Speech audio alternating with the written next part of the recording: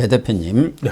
지금 민주당 이재명 처도도 도전을 받고 있기는 예. 마찬가지인 것 같아요. 그 중에서도 뭐 이상민 의원의 탈당이라든가 뭐 작은 파도들은 있었습니다만 가장 큰 파도는 역시 이낙연 전 대표가 탈당을 해갖고 신당을 예. 만들 것인가. 여기가 포인트 아니겠습니까? 어떻게 봅니까? 루비콘강을 건넌 겁니까? 건넜습니다. 예. 루비콘강을 건넜고 이미 이제 이재명과는 다른 길을 가기로 저는 영산강을 건넜다. 호남은 더 이상 이낙연의 호남은 이재명의 호남이 아니다. 예. 이걸 분명히 한 것 같습니다. 저는 그렇게 보는 거 일단 정황을 먼저 말씀드리고 저는 데이터 분석 전문가니까 데이터를 말씀드릴게요. 무슨 말씀이냐면 정말 특이한 장면을 저는 보면 지금 방송을 많이 하고 있으니까 그러면 이전에는 그렇게 이낙연 전 대표와 접촉하기가 너무 힘들었다는 겁니다. 예. 전화만 해도 전화가 거의 안 됩니다. 그리고 통화가 잠깐 돼도 너무나 짧게 이야기하는 거예요. 제가 그렇게 답할 처지가 아닙니다. 그러니까 너무 통화를 하기가 힘들었는데 요즘에는 전화만 하면 다 받는데요. 지금 언론에 예. 섭외만 되면은 바로 출연을 나가고 많이 있어요. 하니까 다른 사람들이 출연을 못 한대요. 이낙연 전 대표가 그리고 계속 수위가 높아져요. 발언의 수위가. 그러니까요. 그러니까 그 전까지는 레레레레 도레미 레레레레 정도 낮은 톤이었어요. 근데 요즘 민주당은 안 됩니다. 이랬다면 요새는 민주당은 안 됩니다. 볼 수가 없어요. 어떤 사람들은 평생 이낙연 전 대표 발언하는 걸 봤는데 이렇게까지 톤이 높아졌던 적이 없대요. 그러니까 엊그제 MBC에 예. 나가서는 그렇게 좋았던 자랑스러웠던 민주당은 누가 훔쳤나. 그 얘기가 뭡니까? 민주당이 도둑 맞았다. 그러면 도둑놈이 누굽니까? 그러니까 이재명 본인이 이제 이재명 또 대표죠. 그 인터뷰에서 앵커가 물어보니까 그러면 누가 훔쳤다는 얘기입니까? 나도 묻고 싶습니다. 그렇게 대답을 했더라고요.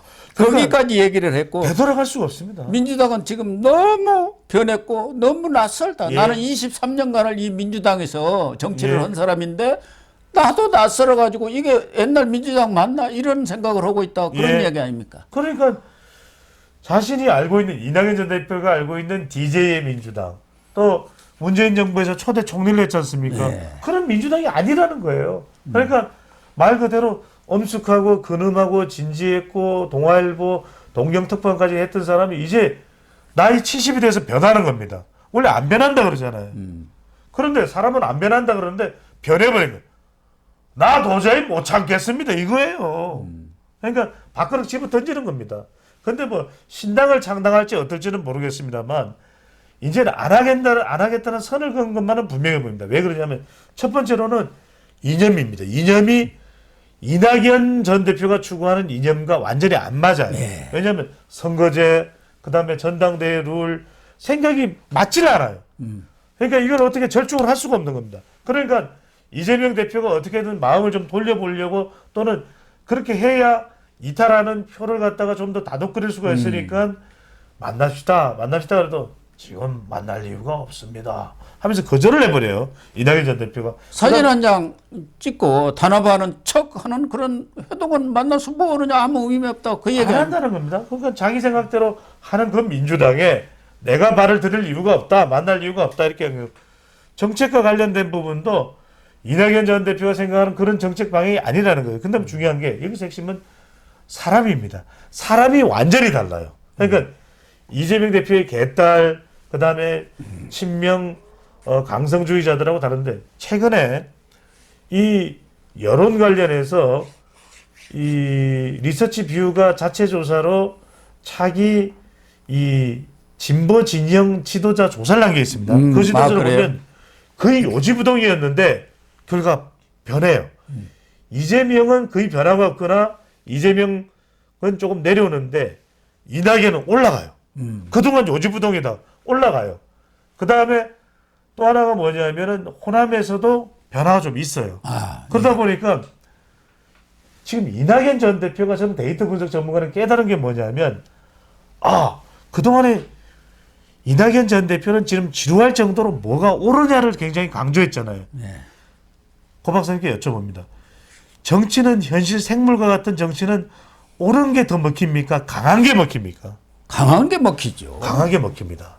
이게 우리가 좀 안타까울지 몰라도요. 정치는 또 현실이니까요. 그러니까 이재명 대표도 뭐 불체포 특권 안 내려놓고 지금 병립형 이야기하는 게 다 옳은 게 아니잖아요. 예. 근데 강해야 돼, 강해야 돼, 더 밀어붙여, 더 밀어붙여, 더 밀어붙여.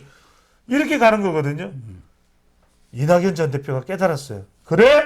나도 강하게 갈 거야. 강하게 가. 저는 이런 상황이 지금 전개되고 있는 걸로 봅니다. 그렇게 되면 명락 대전이 이제 본격화될 것은 뻔한 상황까지 예. 갔는데 과연 이낙연 전 대표가 탈당을 해서 신당을 만들 것인가? 또 신당을 만든다면은 누구와 신당을 만들 것이며 성공할 것인가? 이런 것들이 이제 중요하지 않겠습니까? 예. 그런 차원에서 서른이라든가 윤영찬 의원 같은 원내에 있는 현역 의원들은 탈당을 좀 만류를 하는 모양이에요. 위험 부담이 너무 크다. 네. 그러나 이제 원외 인하경계야 빨리 나와서 이 신당을 꾸려야만이 이제 얼마 시간이 남지 그렇죠. 않았지 않습니까? 그렇기 때문에 이낙연 대표도 지금 여러 시간상으로 볼 때는 실무 준비를 해야 하고 네. 도움닫기를 해야 할 시간이다. 그리고 연기만 피우고 있을 수는 없는 상황 아니냐. 그렇죠. 너무 늦게 해서 혼란을 주거나 그런 것은 옳지 않다. 이렇게 지금 이야기를 공개적으로 하고 있지 않습니까? 예. 저는 탈당은 확실시 되고요. 탈당은 기정사실화됐다. 이미 영산강을 건너갔다. 그런데 중요한 것은 저는 신당 가능성도 상당히 열려 있다. 왜 그러냐면 공천 못 받은 사람이 많아요. 많죠. 자, 그 사람 최소한도 과거에 야당 보면 아무리 낮아도 30%고 높으면 예. 40%까지 물갈이를 했습니다. 자, 제가 여쭤봅니다. 호남이든 수도권이든 그냥 무소속으로 나가는 것보다 나가는 게 나을까요? 아니면 그래도 이낙연이라고 하는 버팀목이 있는 정치 세력화된 조직에서 예. 좀 몸을 담으면서 맞붙는 게 나을까? 적어도 이낙연 정도 되면 민주당에서는 먹히거든요. 그렇지 않습니까? 그래도 호남이든 충청이든 이낙연 전 대표가 그렇게 뭐 완전히 그냥 진보 수구 진보라든지 뭐 정말 극단적인 진보라든지 빨갱이 진보라든지 그쪽은 아니지 않습니까? 전혀 아니죠. 아니죠. 어떻게 보면은 합리적인 뭐 진보라고 볼 수도 있겠지만 제가 볼 때는 합리적 보수라고 봐야 하는 사람입니다. 그렇죠. 그런 상황이기 때문에 오히려 적극적인 투표층인 50대나 60대 이상의 민주당 지지 세력은 그래? 그러면 이낙연 전 대표와 함께하는 사람들한테 표를 좀 줘볼까? 그렇게 나올 수 있습니다. 그 다음에 준연동 의원 같은 경우에는 또 비례투표를 통해서도 표를 가져갈 수가 있거든요. 얼마든지 가져갈 수 있죠. 저는 이렇게 봅니다. 이낙연 전 대표가 탈당한 기정사실화돼 있고 공천을 못 받을 것으로 유력시되는 사람들을 중심으로 해서 1월 중하순겸 신당 가능성도 상당히 크게 열려 있다. 예. 하지만 많은 분들이 궁금한 부분은 뭐냐면 이준석과 같이 할 거냐? 저는 같이 안 한다고 봅니다. 왜? 할 수가 없는 사람들입니다. 같이 하는 순간 이낙연 표는 다 날아나요. 이낙연 표는 다 달아나기 때문에 오히려 이낙연 전 대표가 국정 경험 많지 않습니까? 당대표도 했고 이 부분도 할 거 다 한 사람입니다. 네. 그렇다면 적어도 이낙연 쪽에 사람들이 모이고 뭔가 새로운 그렇게 만들 수가 있습니다. 민주당, 우리가 민주당이야. 사실은 우리가 민주당 본류야. 네. 우리가 DJ를 개성해. 김대중 정신은 우리한테 있어. 그러면 어떻게 되겠습니까? 본인들이 진짜 민주당이라는 거 아닙니까? 그러니까요. 이른바 당명을 찐민주당을 할 수 있으면 찐민당으로 할 수 있습니다. 찐민당. 그러네요. 저기는 개딸당이라고 하고 그렇죠. 그러면서 이재명 사당이라고 하고 찐민당이라 그러면서 자 공천 못 받은 현역들이 와버리면은 아니 교섭단체가 만들어진 상황에서 총선으로 갈 수도 있어요. 얼마든지 갈 수 그렇습니다. 있죠. 그렇기 때문에 오히려 민주당은 이재명 네. 측에서도 최대한 그런 그 공천을 늦추는 그런 작전을 펴겠죠. 그래서 줄 듯 말 듯 하면서 하다가 막판에 어떻게 할 방법이 없을 때 천 그런 작전을 쓰지 않겠습니까? 그래서 고 박사님 말씀대로 민주당의 공천이 상당히 늦어질 수 있다. 예. 저는 늦어질 수 있다고 봅니다. 나가도록. 아니, 이낙연 전 대표가 신당을 만들더라도 김을 빼버리는 거예요. 예. 뭐 현역도 없는데 그 당 만들면 뭐하나 지금 이런 시간 아닙니까? 만약에 고 박사님께도 여쭤보는 게 아니 윤영찬 뭐 공천 못 받는데 어디로 가겠습니까? 이낙연 전 대표 당으로 가야죠. 예. 다만 뭐 정세균 전 총리는 모르겠습니다만은 정계 은퇴를 선언한 김부겸 전 예. 총리도 현재 당 상황에 대해서 백색 테러나 다름없다 이렇게 지금 목소리를 높이고 나섰어요. 예. 또 병립병 그거 안 된다. 현재와 같은 준연동형으로 해야 한다. 그런데 만약 김부겸 전 총리가 이낙연 전 대표와 네. 손을 잡는다고 한다면 파괴력은 어떻게 봅니까?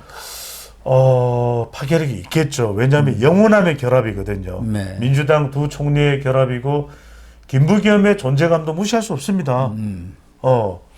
그때 여하튼 대구에서도 국회의원으로 당선이 됐지 않습니까? 됐죠. 그거 대단한 겁니다. 예. 그리고 문재인 정부에서 또 총리까지도 역임을 냈고 전국적인 지명도도 있고 근데 이런 걸 한번 보자고요. 자 그런데 이낙연 전 대표와 손을 잡는다고 해서 그러면은 이 여의도 정치권에서 주류로 들어갈 수 있냐? 그건 어려워요. 그렇지 않습니까? 네. 이낙연 전 대표가 이끄는 신당이 무슨 일당이 되기도 쉽지 않을 뿐더러 자칫 그러면은 민주당을 덩져버리면 이제는 두 번 다시 돌아가기 힘들거든. 자, 김부겸의 전략은 뭐냐면 김부겸 전 총리도 상당히 개인적인 역량은 검증이 돼 있지만 지지율을 보면은 자기 정치 지도자 그룹에서 거의 뭐 지지율이 미미합니다. 그 이야기는 그렇다면은 지지율이 미미한 사람들이 택하는 전략은 뭡니까? 제일 잘 나가는 놈이 자빠져야 되죠. 네. 그러면은 김부겸 이 전 총리가 지금 민주당 내에서 최근에 이 쓴소리를 내뱉는 이유는 뭐냐면 이재명으로는 안 된다. 이건 분명해요. 네. 그러면 그렇다고 해서 나간다거나 지금 당장 이재명과 잔뜩 나를 세운다거나 이건 아니에요.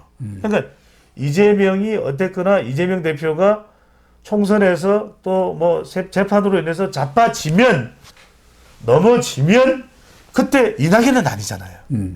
그러면 당장 김동연 지사니까 아니잖아요. 그거 할 수 없죠. 그러면 이탄희는 이탄희는 아이, 아직까지 정치적인 애송이야 이렇게 된다고요. 그럼 누굽니까? 그래도 민주당이 잘 먹히는 게 뭡니까? 그래도 영남 민주당 출신이거든. 그러니까 이재명도 먹힌 거예요. 김부겸 짜자자자자자잔 그걸 노리는 겁니다. 그래서 결국은 지금 이상민 의원 같은 경우는 민주당은 개탈 전체주의로 전락해갖고 다시는 고쳤을 수가 없으니까 탈당하겠다는 생각 아니겠습니까? 예. 그렇게 입장을 표명했지만 지금 이낙연 전 대표는 이재명 퇴진을 요구하면서 이재명이가 물러난다면은 민주당을 다시 개혁하고 쇄신해가지고 얼마든지 민주당을 발전시킬 수 있는 그리고 총선에도 이길 수 있다는 생각을 갖고 있단 말이에요. 예. 그래서 궁극적으로 경우에 따라서는 이재명이 진짜 결단을 하는 대반전을 기하는 그런 결단을 할 수 있나요? 지금 김부겸이든 정세균이든 최종적인 목표는 이재명 퇴진이에요. 그리고 공천권도 공정하게 나눠 먹자. 지금 그런 거라고 봐야 하는 거 아닙니까? 그렇죠. 그런데 고 박사님 잘 보십시오. 그렇다면은 그동안 그렇게 여론도 사실은 뭐 민주당 지지율이 비교적 좋게 나오는 그런 결과도 있지만 여전히 호남도 흔들린다. 또 뭐 돈봉투나 코인 리스크 때문에 40대나 화이트 칼라도 흔들린다. 그런 결과도 있습니다. 네. 그러면 무슨 말씀을 드리고 싶냐면 자 정말 위기 상황이라 생각된다면은 이재명 대표가 지금 공천 룰도 바꿔놨죠. 네. 또 전당대 룰도 바꿔놨지만 바꿔놨어요. 그것도 다 방탄입니다. 정지 작업을 지금 다 예. 해놓은 거예요. 경우에 따라서. 방탄. 만약의 경우를 대비해서 정지 작업을 다 끝내놓은 겁니다. 그렇죠, 고 박사님. 그러니까 첩첩 방탄은 해놨습니다. 그러면 1월 중순 때 정말 총선이 어려워진다. 내 재판 때문에. 그러면은 1월 중순이나 2월 초순에 또는 조금 더 시간을 늦춰서 결단을 내릴 수는 있겠죠. 그때 잠깐 누군가가 들어설 수는 있을 겁니다.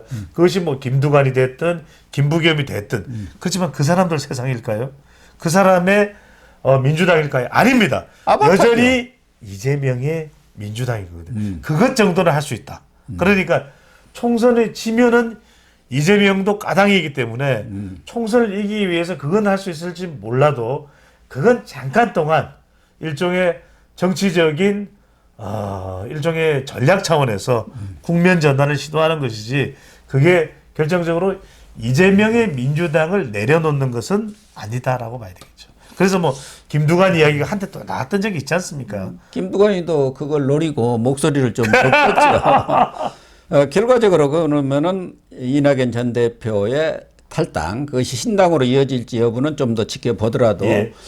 이재명과 이낙연 명락 대전이 벌어질 수밖에 없는 상황으로 지금 가고 있는 것이고 그 결과는 어떻게 될 것 같습니까?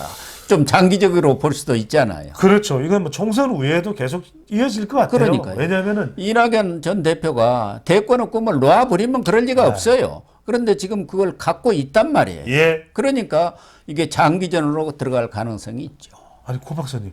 그래서 이낙연 전 대표가 만약에 교섭단체 이상의 의원수를 확보를 한다면 한번 해볼 만한 상황이 오는 거예요. 그러니까요. 저는 그래서 이건 장기적으로 가면 갈수록 이낙연이라고 하는 민주당의 자산이 나가서 찐 민주당을 만들면 이거는 민주당에도 엄청난 심대한 타격이고 이재명 대표에게는 직격탄이에요. 그러니까 국민의힘이 공격하는 것을 아픈 것보다 이런 정도예요. 이 정도예요. 이낙연 전 대표가 때리는 건요. 이거예요. 못 참습니다. 그래서 저는 이거는 엄청나게 큰 데미지를 받을 수밖에 없다는 것이고 방금 전에 역시 고 박사님께서 굉장히 중요한 말씀 주셨는데 이낙연 전 대표가 지금 이렇게 나가는 건 대선이에요. 대선이에요. 그렇죠. 그러니까 결과적으로는 이낙연 전 대표의 결정적인 판단은 이재명은 다음 대선 못 나간다예요. 지금 조의대 대법원장까지 들어서면서 신속하게 재판을 하겠다. 그러니까요. 그거 아닙니까? 결국은 이재명 대표는 재판 지연 전략을 펴갖고 2027년까지 대법원 판결까지 안 나오겠다. 자기 대장동이라든가 뭐 여러 가지 재판을. 그런데 그렇게 될 수가 없는 상황으로 지금 가지 않습니까? 그러니까 될 수가 이낙연 없어요. 입장에서는 너는 대선 못 나가. 그러니까요. 그런 거 아닙니까? 그러니까 당장은 뭐 호남 지지율이 별로 안 나온다지만 이낙연 전 대표가 달라진 모습을 보이고 또 민주당의 이재명 어떻게 되느냐에 따라서 대표가 어떻게 되느냐 호남 민심 또 달라집니다. 네, 수도권에서 가만히 지켜보니까 그래도 이낙연 정도 되는 사람이 안정감이 있네. 저 사람이 그렇다고 해서 진짜 무슨 여야 끝판 이념 대결로 몰아가는 사람도 아니고 상당히 합리적이고 그렇게 사람들이 평가할 수가 있거든요. 그런 점에서는 이건 민주당으로서는 치명적입니다. 이낙연 전 대표가 지금의 민주당, 지금 이재명의 민주당의 등을 돌려서 말 그대로 김대중 정신을 중심으로 하는 찐 민주당으로 간다? 이건 민주당이에요.